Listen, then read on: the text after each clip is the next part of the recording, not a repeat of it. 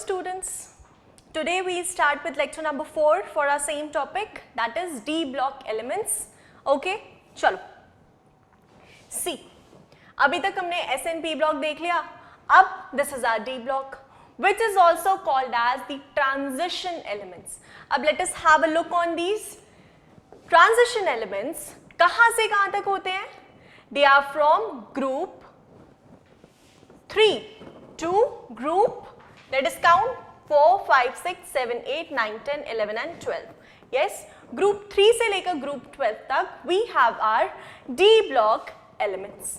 Okay, अब यहाँ पर इन्हें transition elements भी बोला जाता है and in the same block we have gaps left at two places and these represent the lanthanide and the actinide series जो कि हम F block में पढ़ने वाले हैं. Okay, चलो D block elements को D block elements क्यों बोला जाता है? Why?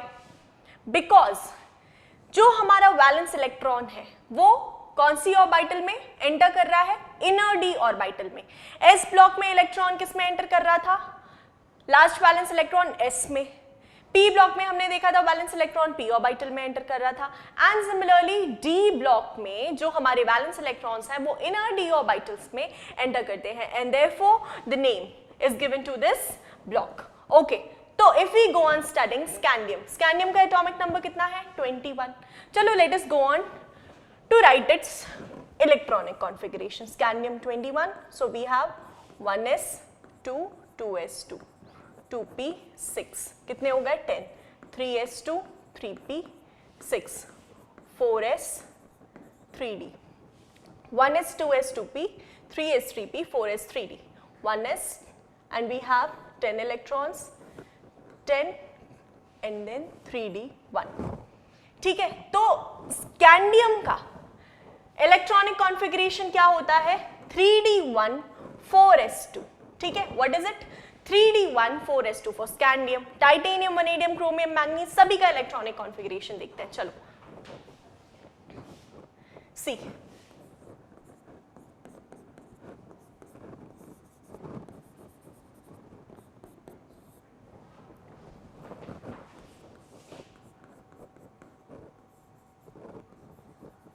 ठीक है, ध्यान से देखेंगे डी ब्लॉक एलिमेंट्स का इलेक्ट्रॉनिक कॉन्फ़िगरेशन. सी, स्कैंडियम के लिए क्या निकाला? 3d1 4s2. ओके, मतलब जो वैलेंस इलेक्ट्रॉन है कहां पर गया? वो d ऑर्बिटल में एंटर कर गया. ठीक है, क्योंकि देखो it was like 1s 2s 2p 3s 3p 4s 3d 2 2 6 2 6 2 and यहां तक 20 हो गए एंड 21. तो वो जो 1 इलेक्ट्रॉन है कहां आया? d ऑर्बिटल में. इसीलिए ब्लॉक का जो नाम है वो क्या है? d block.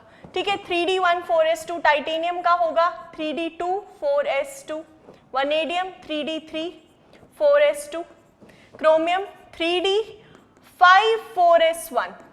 अब रीजन इसका क्या है? आप बोलते हैं मैम लिखो 3d4 4s2. नहीं लिख सकते. क्यों? क्योंकि d orbitals we have 5 d orbitals. Yes, तो अगर 3d4 है 1 2 3 एंड 4, फिर यहां पर हमारी 4s ऑर्बिटल है. 4s ऑर्बिटल जिसमें हमारे 2 इलेक्ट्रॉन्स हैं.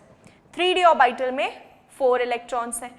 लेकिन हमें पता है कि हाफ फिल्ड ऑर्बिटल स्टेबल होती है, तो क्या होता है? एक इलेक्ट्रॉन यहां से जंप करके यहां आ जाता है, तो ये उसको बना लेता है 3d5 एंड यहाँ हो जाता है 4s1. तो जस्ट टू अटेन स्टेबिलिटी ना, क्रोमियम ये वाला इलेक्ट्रॉनिक कॉन्फ़िगरेशन जो है एग्जिबिट करता है. ओके, चलो देन कम्स मैंगनीज. मैंगनीज का चेक करते हैं क्या हो जाएगा. It will be 3d5 4s2, 3d6 4s2 for iron, 3d7 4s2, 3d8 4s2, 3d9 4s2 होगा क्या? नहीं. 3d10 4s1. Again same reason, क्योंकि fully filled orbitals are more stable, है ना. तो एक इलेक्ट्रॉन जंप करके यहाँ जाता है. Zinc 3d10 4s2, fully filled configuration. ठीक है, this is the electronic configuration. अब हम देख रहे हैं कि यहाँ पर d ऑर्बिटल्स का पार्टिसिपेशन है ना, inner d orbitals का participation. Therefore, this block is called as the d block. अच्छा, these elements have the general outer electronic configuration as n-1, 1 to 10 and n is 0 to 2. क्या है? n-1, 1 to 10 and n is 0 to 2. या 1 to 2 it is, 1 to 2, okay. Because S में minimum 1 तो है ना, तो it is 1 to 2. This is the general electronic configuration for the D block elements. क्यों? देखो, अगर n की वैल्यू यहाँ पर 4 है स्टूडेंट्स, अगर मान लो 4 है n की वैल्यू, तो 3 की तो यहाँ पर वैल्यू क्या हो जाएगी? It will be n-1 d 1 to 10 है ना इलेक्ट्रॉनिक कॉन्फ़िगरेशन, तो n-1 मतलब 4-1 that is 3d. This is why it is said. ठीक है, अगर n की वैल्यू 4 है तो d ऑर्बिटल के लिए क्वांटम नंबर वैल्यू कितनी होगी? 3 होगी. Yes, just 1 less. तो 4s 1 to 2 and 3d 1 to 10 की रेंज में इनका इलेक्ट्रॉनिक कॉन्फ़िगरेशन फॉल करता है. क्लियर है इतनी बात ना?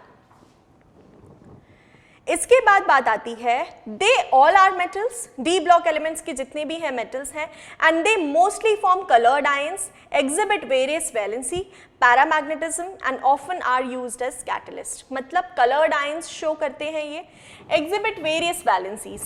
वेरियस वैलेंसीज कैसे? देखो, अगर 2 इलेक्ट्रॉन्स निकल गए यहाँ से तो +2, 2 इलेक्ट्रॉन्स निकल गए अगेन +2, एक और इलेक्ट्रॉन निकल गया +3, +2 तो हो ही जाएगा, देन +3 भी हो जाएगा, +4 भी हो जाएगा, मतलब अलग अलग इलेक्ट्रॉन्स. अच्छा, लेकिन क्रोमियम के केस में वील हैव +1, उसके बाद फिर इलेक्ट्रॉन को हटाना बहुत डिफिकल्ट होगा क्योंकि ये 3d5 कॉन्फ़िगरेशन अटेन हो जाता है. 3d5 मतलब क्या होता है? What does 3d5 configuration means? Half filled configuration, बहुत स्टेबल होता है. Half filled and fully filled configurations बहुत स्टेबल होते हैं. तो ऐसा बोला जाता है कि इनकी वेरिएबल वैलेंसीज होती हैं, अलग अलग वैलेंसीज एग्जिबिट करते हैं. ठीक है, देन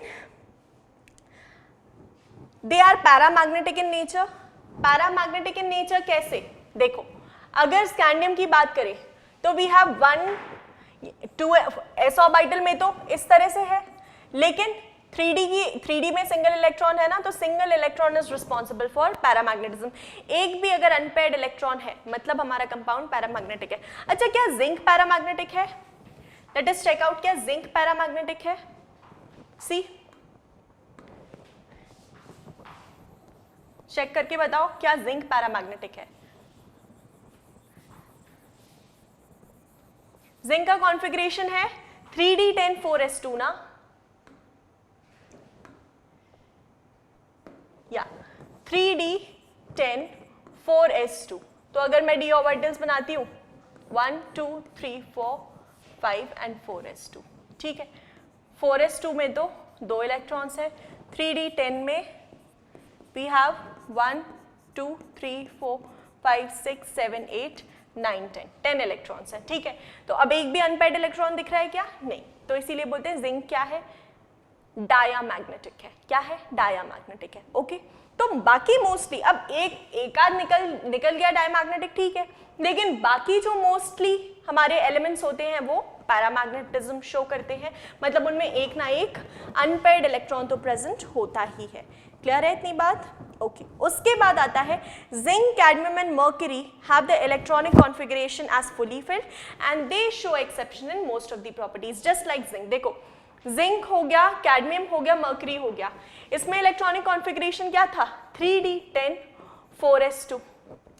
यहां पर हो जाएगा 4d10 5s2, 5d10 6s2, ऐसा कुछ रहेगा, मतलब जो भी है फुली फिल्ड रहेगा. अब फुली फिल्ड होने की वजह से अगर हम बोल रहे हैं कि ये सारे पैरामैग्नेटिक है तो ये एक्सेप्शन शो करेंगे भाई, ये डायमैग्नेटिक प्रॉपर्टी शो करेंगे. इसी तरह से बाकी प्रॉपर्टीज में भी ये काफी डिफरेंस शो करते हैं. तो जब हम डी ब्लॉक एलिमेंट्स पढ़ेंगे तो you will get to know about it. Okay, then इसके बाद आता है transition metals form a bridge between the chemically active s metals and less active group 13 and 14. Thus they are familiar with the transition. अच्छा, एक होता है S block elements हमारे क्या हैं? केमिकली रिएक्टिव है, और we can say they are active. What is said? Less active. यहां पर ग्रुप 12 है, then we have group 13 and group 14. तो ये लेस एक्टिव मेटल्स है, उतना रिएक्शन शो नहीं करते जितना एस ब्लॉक के एलिमेंट शो करते हैं, उस एक्सटेंट तक रिएक्शन शो नहीं करते. ठीक है, तो एक होता है ना कि हाईली रिएक्टिव से लेस रिएक्टिव, तो ये जो है ये इंटरमीडिएट प्रॉपर्टीज शो करते हैं, एक ट्रांजिशन शो करते हैं, इसीलिए इनको ट्रांजिशन एलिमेंट्स भी बोला जाता है. ठीक है, तो ये कुछ प्रॉपर्टीज हैं हमारे डी ब्लॉक एलिमेंट्स की. Now we will study about the F block elements. तो स्टूडेंट्स, अभी हमने डी ब्लॉक एलिमेंट्स देखे, एंड डी ब्लॉक एलिमेंट्स में ही दो सीरीज थी जो कि हमें हमारे पीरियोडिक टेबल के जस्ट नीचे लिखी हुई थी. What were those two series? ये lanthanoids and actinoids.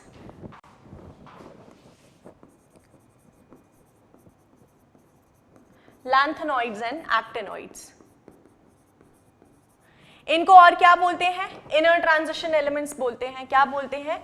Inner transition elements बोलते हैं, या फिर एफ ब्लॉक एलिमेंट्स बोलते हैं. Okay, so the two rows of elements at the bottom of the periodic table called lanthanoids 5, 8, 57, 71, 89 and 103 I guess. हाँ, ये है लैंथेनॉइड्स इस तरह से इस रेंज में है of the atomic number, and actinoids are in this range of the atomic number. Okay, उसके बाद आउटर इलेक्ट्रॉनिक कॉन्फ़िगरेशन जो इनका होता है that is n-2f 1 to 14 and n-1 d 0 to 1. Let me write it down.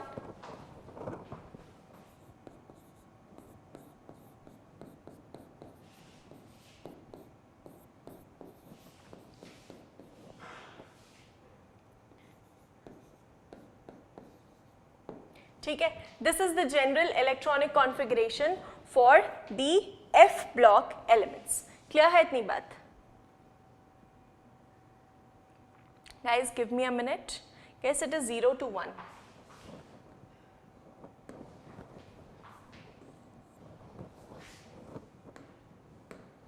इसका correction 0 to 1. Okay, so this is the general electronic configuration for, say for example, अगर n की value 7 है and it is 7s2 से for example, तो n-1 क्या हो जाएगा? 6d 0 to 1 जो भी value, and then 5f and 1 to 14. f orbital में मैक्सिमम इलेक्ट्रॉन्स 14 आ सकते हैं, d में 10, s में 2.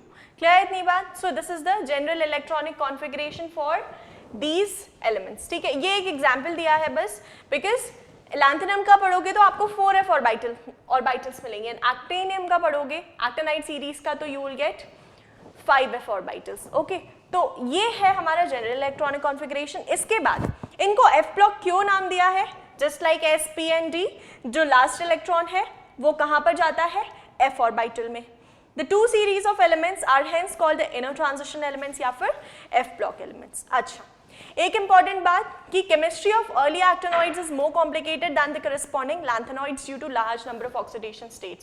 अच्छा, जब हम f block पढ़ेंगे ना in depth in probably our 12th standard, तो we'll get to know कि actinides जो हैं large variation in the oxidation state show करते हैं. They show a large number of variations in their oxidation state. इसीलिए इनकी chemistry काफी complicated होती है than the corresponding lanthanoids. Okay? Then actinoid metals are radioactive also. अगर radioactive elements की बात करें तो actinoids are radioactive, and many of the actinoid elements have been made only in the nanogram quantities or even less by nuclear reactions. फिर इसके बाद we can see uranium here, right? Yes, uranium is in the actinide series. So it is also said that the elements that are after uranium, ये सारे neptunium, plutonium, americium, curium, berkelium, californium, इनको क्या बोलते हैं? transuranium elements भी बोलते हैं. transuranium elements भी बोलते हैं. ठीक है, okay. Is about metals, non metals and metalloids. तो देखो बहुत ही ब्रीफ इंट्रोडक्शन लेना है, बाकी हमें ऑलरेडी पता है मेटल्स नॉन मेटल्स हम पढ़ते हुए आ रहे हैं, दोनों के बीच में डिफरेंसेस. यस, तो चलो let us start with the metals. So as far as metals are concern, तो हमारा जो पूरा पीरियोडिक टेबल है उसमें मेटल्स हमें कहाँ मिलते हैं? एस ब्लॉक में, डी ब्लॉक में. यस, तो we can say that the left side of the periodic table has all the metals arranged. Alright, चलो उसके बाद इनकी प्रॉपर्टीज क्या है? They are usually solids at room temperature, reactive होते हैं, रिएक्शंस शो करते हैं अलग अलग. Yes, and they form positive ions. जब भी आयोनाइजेशन होता है तो metals form the positive ions and non metals form the negative ions, that is anions. Metals form cations. They are usually solid at room temperature. Exception क्या है? Mercury. Mercury is a metal. D block में होता है ना mercury, zinc, cadmium, mercury, zinc, mercury, cadmium. Yes. तो mercury, what we have? Liquid at room temperature. Although metal है, लेकिन liquid है. तो ये एक exception हो जाता है. फिर metals के melting point और boiling point बहुत ज़्यादा होते हैं, high होते हैं. They are good conductors of heat and electricity. Yes, because they have free electrons. Okay, and इसके बाद अलग प्रॉपर्टीज जो हमने पढ़ी है वो है that metals are lustrous. Yes, they are shiny in appearance. इसके अलावा they are malleable, they are ductile. Alright, malleable means what? That they can be beaten into sheets, for example aluminium. And then what about ductility? That they can be drawn into wires. Copper wiring हमारे घर की best example है. Without breaking, तो इनकी tensile strength बहुत ज्यादा होती है. They are very strong. Okay, so this was about metals. Now let us move to the non-metals. Okay, तो non-metals के बारे में अगर बात करें हम, तो non-metals हमें कहाँ मिलते हैं? देखो metals का on the wait,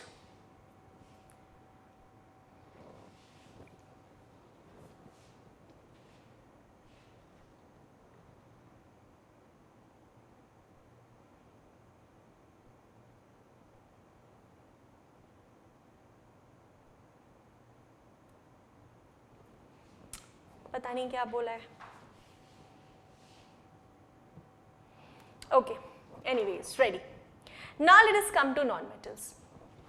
non metals के केस में क्या होता है कि we have all the metals on the right hand side of the periodic table and on the left hand side of the periodic table we have the non metals. यहाँ पर s block होता है, then we have the transition elements, the d block that has the metals. और जो हमारे non metals हैं वो हमें left side of the periodic table में मिलते हैं. क्लियर है इतनी बात? ओके, इसके बाद इनकी प्रॉपर्टीज की बात आती है तो दे आर यूजुअली सॉलिड्स और gases at room temperature.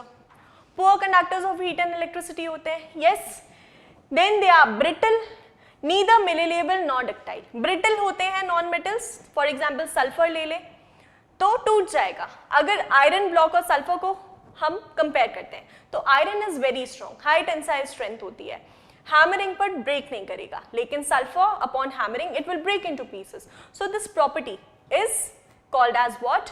Brittleness. Yes, तो नॉन मेटल्स ब्रिटल होते हैं. दूसरी बात, they are neither malleable nor ductile, क्योंकि भाई ब्रिटल हैं, अगर हम उनको अंडर प्रेशर कंप्रेस करके शीट्स में या वायर्स में ड्रॉ करना चाहेंगे तो वो पॉसिबल नहीं है, टूट जाएंगे वो तो. यस, इसके बाद आता है non metallic elements, sorry non metallic character and metallic character. तो नॉन मेटालिक कैरेक्टर की जब हम बात करते हैं तो देखो, अगर राइट टू लेफ्ट जाते हैं, give me a minute, sorry, left to right of the periodic table, right of the periodic table. Okay, so this is left and this is right. Okay, again इसको हम फिर से shoot करेंगे. This is left, this is right.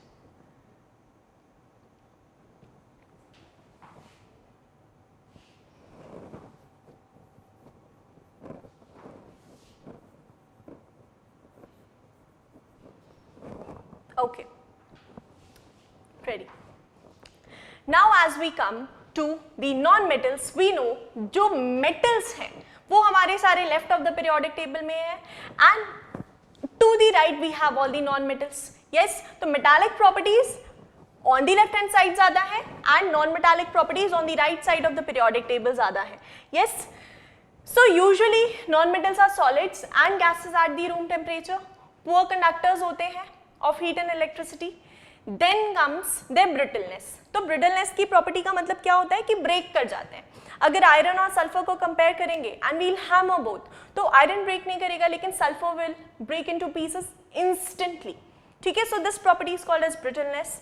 दूसरी बात ये कि they are neither malleable nor ductile. अब इनकी टेंसाइल स्ट्रेंथ इतनी ज्यादा होती नहीं है, ठीक है, because they have a very low tensile strength, ज्यादा नहीं होती है, तो जरा सा अगर हमने इनको प्रेशर अप्लाई किया तो ब्रेक कर जाएंगे. तो क्या ही हम इनको फिर मेलेबल एंड डक्टाइल प्रॉपर्टीज के बीच इंक्लूड करें, बिकॉज मेलेबल है मतलब they can be drawn into wires, लेकिन इनमें तो उतनी टेंसाइल स्ट्रेंथ है ही नहीं. अगर हम प्रेशर अप्लाई करेंगे वो ब्रेक कर जाएंगे, तो it can not be beaten into sheets, neither they can be drawn into wires. उसके बाद आता है non metallic character and metallic character. Okay, तो on the left of the periodic table and on the right of the periodic table, if we say, तो left to right non-metallic character increases and right to left metallic character increases. ठीक है, फिर अगर हम non-metallic character के ही non-metallic elements के ही trend में बात करें तो down the group क्या होता है, metallic character increase होता है, जो कि we studied. Yes, चलो अब आता है metalloids. तो मेटलॉइड्स या सेमी मेटल्स भी हम इन्हें बोलते हैं. एंड क्या होते हैं ये, मेटल्स एंड नॉन मेटल्स के बीच की प्रॉपर्टीज शो करते हैं. ठीक है, तो show characteristic properties of both metals and non metals. Examples हैं silicon, germanium, arsenic, antimony and tellurium. तो this was the basic introduction that was required, that is given in the chapter. Okay, चलो from the next lecture we will study about the trends, जो कि बहुत ज़्यादा important है, mainly हमें वही पढ़ना है. ओके, अभी तक बेसिक इंट्रोडक्शन चल रहा था, अब आएंगे हमारे ट्रेंड्स. आयनाइजेशन एंथैल्पी में ट्रेंड्स, उसके बाद इलेक्ट्रॉन गेन एंथैल्पी में ट्रेंड्स, इलेक्ट्रोनेगेटिविटी में ट्रेंड्स. ऑलराइट, चलो, सो वो सब हम नेक्स्ट लेक्चर में कंटिन्यू करेंगे. So that's all for this. Thank you, have a great day.